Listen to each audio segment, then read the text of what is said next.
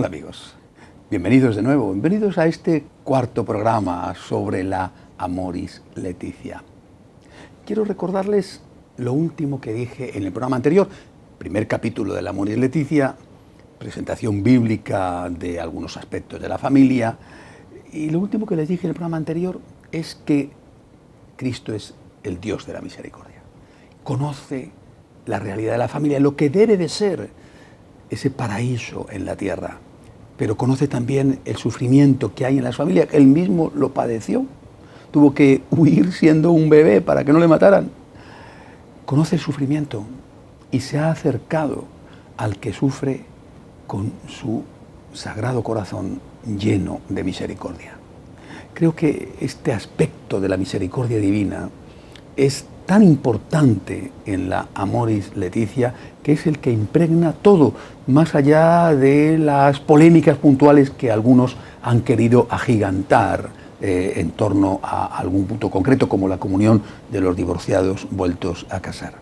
En el segundo capítulo, que vamos a tratar en este programa, el Papa entra ya en materia y habla de la realidad y de los desafíos de la familia, de los problemas de la familia. Hay que considerar, empieza diciendo el Santo Padre, el creciente peligro que representa un individualismo exasperado que desvirtúa los vínculos familiares y acaba por considerar a cada componente de la familia como una isla, haciendo que prevalezca, en ciertos casos, la idea de un sujeto que se construye según sus propios deseos, asumidos con carácter absoluto.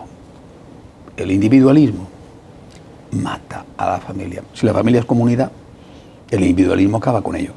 Las tensiones inducidas por una cultura individualista exagerada de la posesión y del disfrute generan dentro de las familias dinámicas de intolerancia y agresividad. Quisiera agregar el ritmo de vida actual, el estrés, la organización social y laboral, porque son factores culturales que ponen en riesgo la posibilidad de opciones permanentes. Al mismo tiempo encontramos fenómenos ambiguos. Por ejemplo, se aprecia una personalización que apuesta por la autenticidad en lugar de reproducir comportamientos pautados. Es un valor que puede promover las distintas capacidades y la espontaneidad, pero que mal orientado puede crear actitudes de permanente sospecha, de huida de los compromisos, de encierro en la comodidad y de arrogancia. La libertad para elegir permite proyectar la propia vida y cultivar lo mejor de uno mismo, pero si no tiene objetivos nobles y disciplina personal, esa libertad degenera en una incapacidad de donarse generosamente. De hecho, en muchos países, sigue diciendo el Papa, donde disminuye el número de matrimonios, crece el número de personas que deciden vivir solas o que conviven sin cohabitar.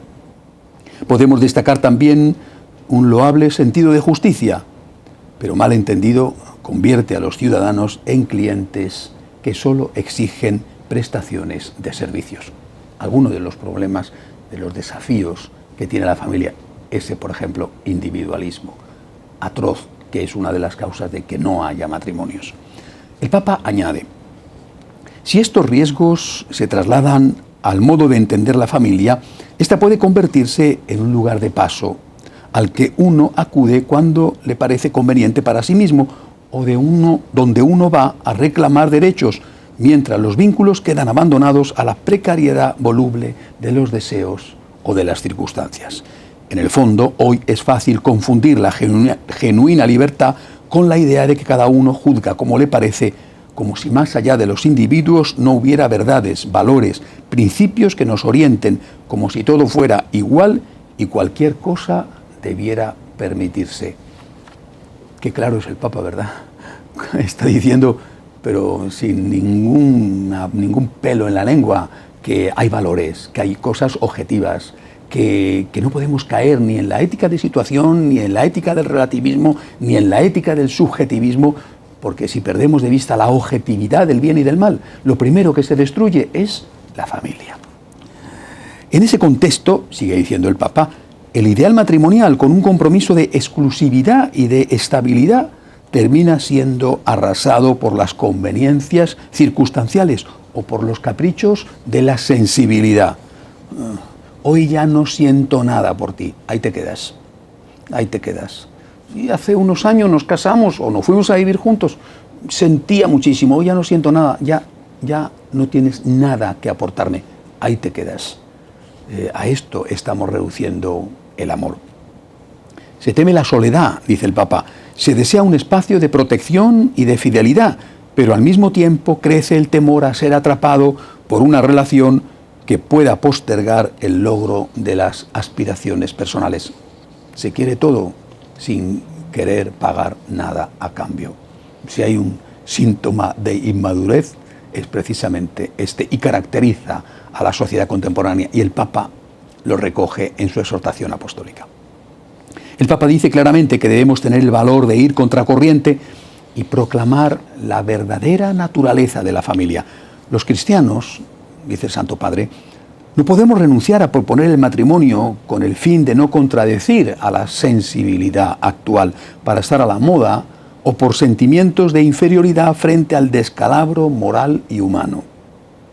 Estaríamos privando al mundo de los valores que podemos y debemos aportar. Es verdad que no tiene sentido quedarnos en una denuncia retórica de los males actuales, como si con eso pudiéramos cambiar algo. Tampoco sirve pretender imponer normas por la fuerza de la autoridad. Nos cabe un esfuerzo más responsable y generoso que consiste en presentar las razones y las motivaciones para optar por el matrimonio y la familia, de manera que las personas estén mejor dispuestas a responder a la gracia que Dios les ofrece. Fíjense en estas palabras que acabo de leer. No podemos callar. No que trata de imponer, no que trata de convertirnos en, como dijo San Juan 23, profetas de calamidades. Estar siempre diciendo esto es malo, va mal, que mal va todo. Pero no podemos callar. Tenemos que hablar. Y tenemos que argumentar. No podemos imponer, pero sí argumentar. Sí justificar. Sí proponer. Debemos hacerlo. No podemos dejarnos llevar por la moda. No podemos decir, como hoy la familia piensan, la mayoría, o algunos intereses creados, piensan que la familia es esto o aquello, nosotros nos callamos para no entrar en conflicto. El Papa dice claramente que esto no debemos hacerlo. Y lo dice en esta exhortación apostólica. No podemos callar. Ni podemos estar todo el día gruñendo, ni podemos estar todo el día quejándonos, ni señalando lo que va mal, pero no podemos callar. Hay que hablar y hay que argumentar, hay que razonar, hay que motivar. También exhorta a la autocrítica, pues hemos sido responsables de algunos de los problemas que hoy padece la familia, dice el Papa. Al mismo tiempo tenemos que ser humildes y realistas, para reconocer que a veces nuestro modo de presentar las convicciones cristianas y la forma de tratar a las personas han ayudado a provocar lo que hoy lamentamos, por lo cual nos corresponde una saludable reacción de autocrítica. Por otra parte, con frecuencia presentamos el matrimonio de tal manera que su fin unitivo, el llamado a crecer en el amor y el ideal de ayuda mutua, quedó opacado por un acento casi excluyente en el deber de la procreación. Sobre esto hay que decir que San Juan Pablo II insistió muchísimo, sin hacer de menos el elemento procreativo, pero insistiendo en la importancia del elemento unitivo en la familia, en la relación entre los esposos. Tampoco hemos hecho un buen acompañamiento de los nuevos matrimonios en sus primeros años con propuestas que se adapten a sus horarios, a sus lenguajes, a sus inquietudes más concretas. Otras veces hemos presentado un ideal teológico del matrimonio demasiado abstracto, casi artificiosamente construido, lejano de la situación concreta y de las posibilidades efectivas de las familias reales. Esta idealización excesiva, sobre todo cuando no hemos despertado la confianza en la gracia, no ha hecho que el matrimonio sea más deseable y atractivo, sino todo lo contrario.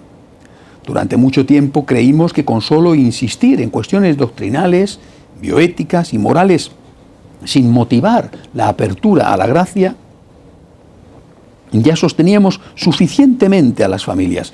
consolidábamos el vínculo de los esposos y llenábamos de sentido sus vidas compartidas. Vamos a ver. Si a un cojo, si a un lisiado, le dices, tienes que dar un brinco, tienes que saltar 2 metros, tienes que correr el maratón, pues, por mucho que le digas, esto es estupendo, es maravilloso si lo consigues, te va a mirar con una cara diciendo, pero si estoy cojo, pero si no puedo andar, pero ¿cómo voy a correr yo el maratón si estoy cojo? Es usted que no puedo ir a las Olimpiadas. ¿Qué es lo que tienes que hacer? Ayudarle. Tienes que mostrarle el ideal, pero tienes que ayudarle. Tienes que ayudarle a que emprenda el camino. Y esa ayuda, ¿quién se la da? Cristo nuestro Señor. Por eso el Papa insiste en que tenemos que hablar, sí, presentar la meta, pero a la vez presentar que solo Dios nos ayuda a recorrer esa meta. La importancia extraordinaria de la unión con Dios, la importancia extraordinaria de la espiritualidad. Sigue diciendo el Papa, tenemos dificultad para presentar al matrimonio más como un camino dinámico de desarrollo y realización que como un peso a soportar toda la vida. También nos cuesta dejar espacio a la conciencia de los fieles, que muchas veces responden lo mejor posible al Evangelio en medio de sus límites y pueden desarrollar su propio discernimiento ante situaciones donde se rompen todos los esquemas. Estamos llamados a formar las conciencias, pero no a pretender sustituirlas. Efectivamente, jamás la Iglesia ha dicho que la conciencia no sirve para nada. Siempre es una cosa evidente, se nos ha dicho, es un elemento fundamental en la teología moral católica, que la conciencia es la norma última de moralidad, pero no es la norma suprema. La norma suprema es la ley natural y la enseñanza revelada, transmitida por la Iglesia. Esa es la norma suprema. Esa norma suprema yo la aplico a mi vida, la norma última, pero la norma última, mi conciencia, tiene que tener en cuenta, y no como una voz más, sino como una voz que nos determina, tiene que tener en cuenta la norma suprema, que es la enseñanza de la palabra de Dios, la enseñanza de la Iglesia. Más adelante, tras constatar nuevas dificultades y desafíos, el Santo Padre vuelve a insistir en la necesidad de presentar la familia a un mundo que no la valora lo suficiente. Nadie puede pensar que debilitar a la familia como sociedad natural fundada en el matrimonio es algo que favorece a la sociedad. Ocurre lo contrario, perjudica a la maduración de las personas, el cultivo de los valores comunitarios y el desarrollo ético de las ciudades y de los pueblos. Ya no se advierte con claridad que solo la unión exclusiva e indisoluble entre un varón y una mujer cumple una función social plena, para ser un compromiso estable y por hacer posible la fecundidad. Qué clarísima defensa de lo que es la verdadera familia. Vuelvo a repetir este fragmento del Amoris Laetitia. Dice el Papa, ya no se advierte con claridad que solo la unión exclusiva e indisoluble entre un varón y una mujer cumple una función social plena, por ser un compromiso estable y por hacer posible la fecundidad. Esto es una tragedia, y el Papa lo destaca, que solamente esta unión, insisto, dice exclusiva e indisoluble, es entre un hombre y una mujer, es la que cumple la función social plena. Debemos reconocer la gran variedad de situaciones familiares que pueden brindar una cierta estabilidad, pero las uniones de hecho o entre personas del mismo sexo, por ejemplo, no pueden equipararse sin más al matrimonio. Un enfrentamiento claro, rotundo, explícito del Santo Padre con uno de los principales elementos que constituyen la ideología de género. Lo vuelvo a repetir. Debemos reconocer la gran variedad de situaciones familiares que pueden brindar una cierta estabilidad, pero las uniones de hecho o entre personas del mismo sexo, por ejemplo, no pueden equipararse sin más al matrimonio. Ninguna unión precaria o cerrada a la comunicación de la vida nos asegura el futuro de la sociedad. Pero, ¿quiénes se ocupan hoy de fortalecer los matrimonios, de ayudarles a superar los riesgos que los amenazan, de acompañarlos en su rol educativo, de estimular la estabilidad de la unión conyugal? En algunas sociedades todavía está en vigor la práctica de la poligamia y en otros contextos permanece la práctica de los matrimonios combinados. Bueno, y hay otra práctica que no es de la poligamia, pero que algo tiene que ver, cuando los matrimonios son uno tras otro y entonces no se está con 5 mujeres, pero que está con 5 una detrás de otra. Es decir, hay que tener mucho cuidado de hasta qué punto la liberalización del divorcio no viene a solucionar un problema trágico, sino que se convierte en una forma de poligamia aceptada, es decir, en una forma muchas veces, no siempre, pero sí muchas veces de rechazo a la mujer, que se queda, muchas veces por desgracia, se queda sola, sin la ayuda no solamente afectiva, sino económica, y muchas veces teniendo ella que asumir no solo la educación, sino el mantenimiento de los hijos. Esto es algo que realmente hay que tener en cuenta en cómo está evolucionando nuestra sociedad, sobre todo en Occidente. En numerosos contextos, sigue diciendo el Santo Padre, y no solo occidentales, se está ampliamente difundiendo la praxis de la convivencia que precede al matrimonio, así como convivencias no orientadas a asumir la forma de un vínculo institucional. Está hablando de esta tragedia que es la proliferación de las uniones de hecho. Tantos jóvenes de buenas familias católicas, con padres que les han dado un buen ejemplo. Otros quizá no es así, pero muchos de familias donde sus padres han luchado por mantener la unidad familiar, la unidad del matrimonio, y a veces con grandes dificultades. Dificultades de carácter, dificultades de distancia, dificultades de economía. Y que después ellos, en lugar de acoger el testimonio riquísimo, ejemplar de sus padres, deciden emprender la aventura de una relación sin casarse, es decir, sin que esa relación les lleve a unirse en matrimonio, y son católicos. Esto, dice el Papa, es una tragedia, porque esto no favorece la estabilidad y, por supuesto, si son católicos, no reciben la gracia del sacramento. En varios países, añaden, la legislación facilita el avance de una multiplicidad de alternativas, de manera que un matrimonio con notas de exclusividad, indisolubilidad y apertura a la vida termina apareciendo como una oferta anticuada entre muchas otras. Por ejemplo, se dice, el matrimonio tradicional, y con eso se quiere decir que es un matrimonio antiguo, tradicional, la tradición. Bueno, mire usted, cuando nuestras abuelas vestían con aquellos vestidos, ¿no? Cuando los hombres de la Edad Media o cuando los hombres prehistóricos, ¿no? Bueno, la tradición, bueno, en cambio ahora es lo moderno, como opuesto a lo tradicional. Nos están tendiendo una trampa. Tenemos que hablar no de la familia tradicional, no del matrimonio tradicional, tenemos que hablar de la realidad, la familia natural. La familia natural, la primera batalla que no podemos perder es la batalla del lenguaje, y es la batalla donde generalmente perdemos. Hay que hablar de la familia natural, porque es natural. Es de la naturaleza que el hombre se una con la mujer y que estén abiertos a la vida. Eso es lo natural. Lo artificial es otra cosa. Es decir, lo opuesto a natural es artificial. El otro tipo de familia, si es que se le puede llamar familia, es artificial. Lo natural es esto. Y si defendemos la naturaleza, si somos ecologistas, si queremos defender, pues, por supuesto, las focas, las ballenas, los osos polares, tendremos que defender la ecología humana. Y esa ecología humana es la familia natural, la familia donde se refleja, donde se recoge lo que está escrito en la naturaleza humana. Esto, aunque no lo diga explícitamente, también lo recoge el Santo Padre en la exhortación apostólica. Avanza en muchos países una deconstrucción jurídica de la familia, que tiende a adoptar formas basadas casi exclusivamente en el paradigma de la autonomía de la voluntad.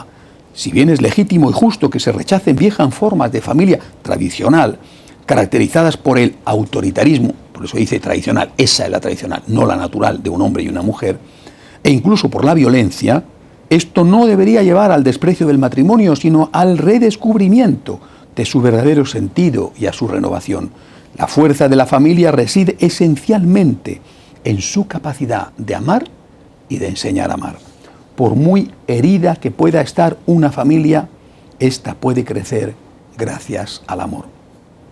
El Papa dedica también unas palabras a la situación de la mujer, tanto a la violencia contra ella como a los excesos de un feminismo radical.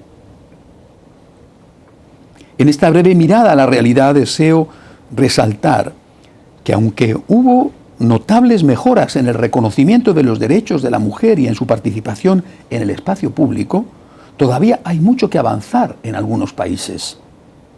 No se terminan de erradicar costumbres inaceptables. Destaco la vergonzosa violencia que a veces se ejerce sobre las mujeres. Vergonzosa violencia, condena absoluta. El maltrato familiar y distintas formas de esclavitud que no constituyen una muestra de fuerza masculina, sino una cobarde degradación. La violencia verbal, física y sexual que se ejerce contra las mujeres en algunos matrimonios contradice la naturaleza misma de la unión conyugal.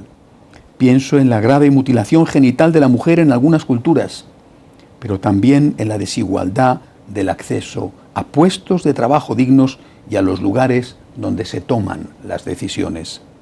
La historia lleva las huellas de los excesos de las culturas patriarcales, donde la mujer era considerada de segunda clase, pero recordemos también el alquiler de vientres o la instrumentalización y mercantilización del cuerpo femenino en la actual cultura mediática.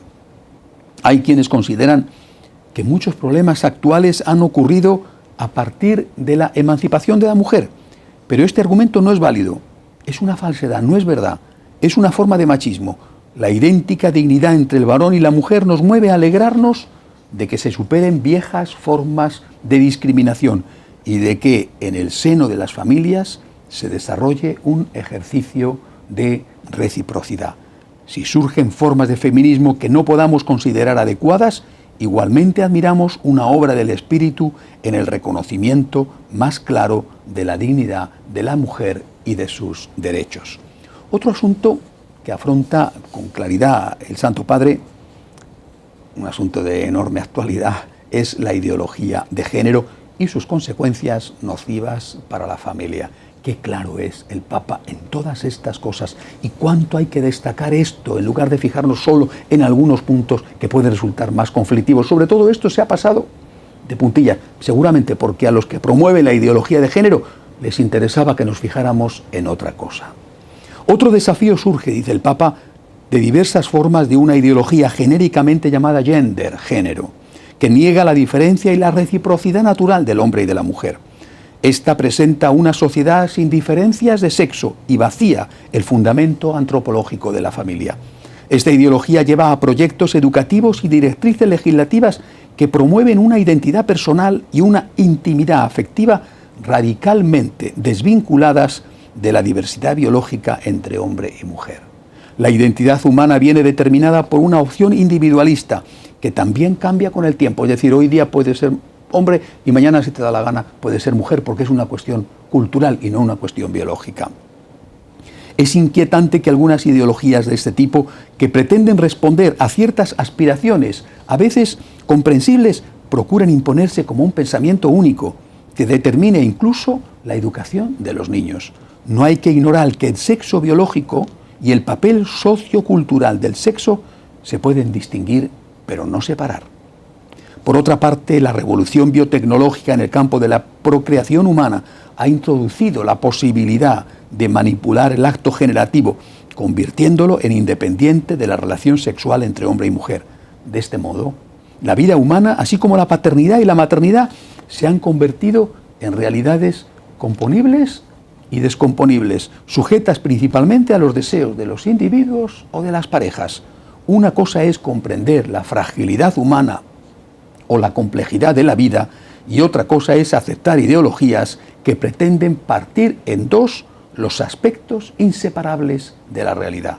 No caigamos en el pecado de pretender sustituir al Creador, dice el Papa. Somos criaturas, no somos omnipotentes. Lo creado nos precede y debe ser recibido como don. Al mismo tiempo somos llamados a custodiar nuestra humanidad y eso significa, ante todo, aceptarla y respetarla como ha sido creada. Vaya capítulo importante, ¿verdad? El Papa conoce toda la realidad y la expone, pero qué valentía, qué manera de enfrentarse con los principales retos que tenemos hoy, con la ideología de género. Decir que es el matrimonio, la unión de un hombre y una mujer, y que solamente la familia, entendida así y abierta a la vida, cumple una función social, y que no debemos dejarnos avasallar por estas ideologías que pretenden introducir lo artificial, separar lo natural, es decir, separar la existencia biológica del sexo de la función de ese sexo. Démosle gracias a Dios por estos bellísimos capítulos de la Amoris Laetitia y seguiremos, si Dios quiere, la semana que viene.